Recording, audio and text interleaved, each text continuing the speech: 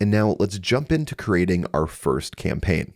To do this, let's head to the top left here and click on the drop-down arrow again, and we'll click on Create Ads.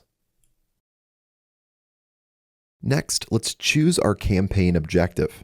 As you can see here, there are 5 different types of objectives to choose from. So let's quickly break down when you'd want to choose each one. The first one here is awareness and engagement. If you just want to get your brand or product seen by as many people as possible, this is a good option, but it won't focus on driving clicks or sales.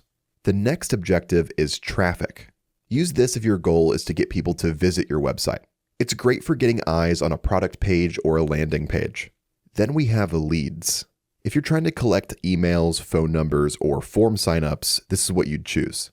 Then we have app promotion.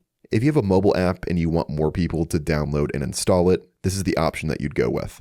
Then lastly, we have sales. If you want people to buy something on your website or take an action that leads to a sale, this is the best option. For my demo campaign throughout this video, I'll just go with the first option here, which is awareness and engagement. I'll go ahead and click on it here to select it, and then I'll go to the bottom right and click on Next.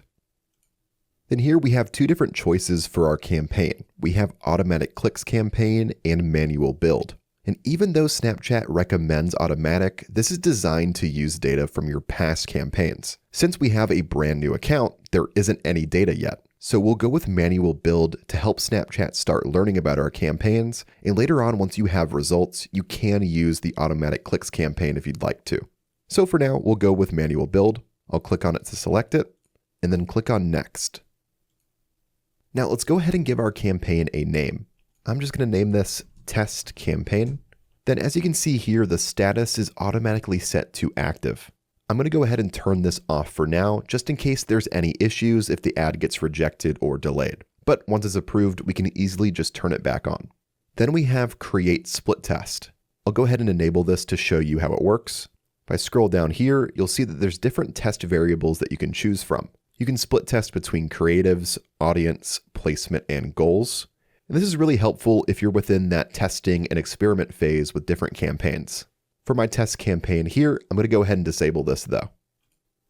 Now let's take a look at our start and end date. You'll want to make sure that you never set your start date for the same day that you're creating your campaign. Always set it for the very next day. This will give your ad plenty of time to get through the approval process. So I'll set it for tomorrow. And then I'll go to the bottom right here and click on Next.